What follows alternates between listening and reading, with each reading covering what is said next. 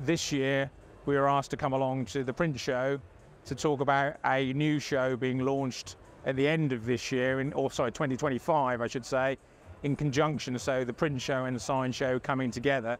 And again, the technology we use, there's actually lots of crossover, so there really seems to be a synergy.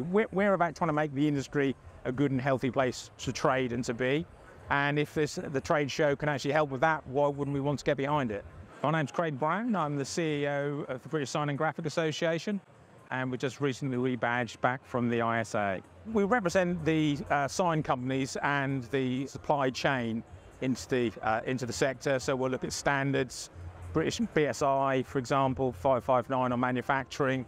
We'll work with the colleges and also help with the education process, so MVQs and apprenticeships.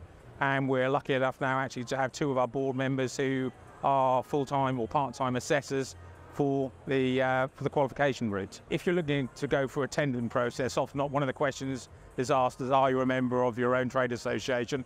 So for that, it's a tick box exercise. I'd like to think we're a little bit more than that. We're very much trying to create a community feel. If you have a question, maybe you don't have a direct answer, or you want to use this as a sounding board, our directors own businesses or are senior players within businesses, so their experience can be fed back to our membership. The ISA, obviously one of the largest trade associations on the other side of the pond. We signed up to be part of that association just before COVID struck. Unfortunately, with COVID, meant that a lot of the, should we say, revenue streams that were available because they run big trade shows just kind of dried up. And it also meant that some of the projects that we were looking to do didn't kind of come about.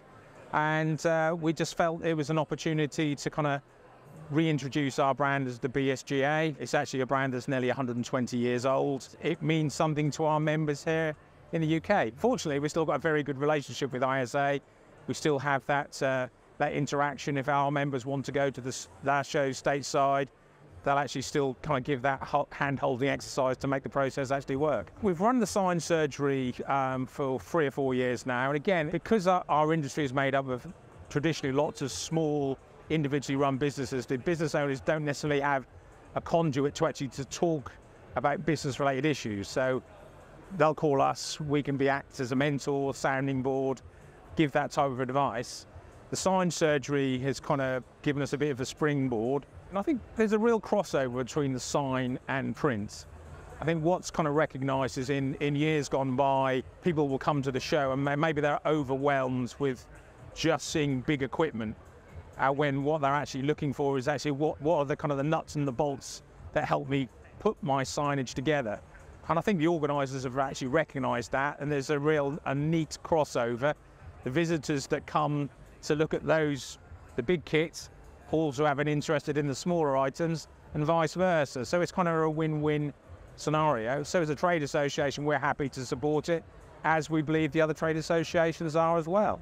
It's been nicknamed the Fantastic Four. So again, Susie representing the FESPA Trade Association, a lot of her members and our members again cross over within the industry. Jack Guccia, again with his knowledge, I would say on the editorial side, kind of help people put information together. And Sam with her training side, the feed-in from the industry helps us help the organisers have areas and suggestions to bring more people on board, if that makes sense. So we're reaching right the way across from the end user to the supplier, and hopefully they're marrying up to make a great show. The whole team have been very receptive here. If there's ideas that people have, again, drop an email, drop a line, use the mobile. I've got a notepad down here at the moment that's probably got 3 or 4 pages of suggestions so far. So I will feed that back to the show organisers and we'll see where it goes.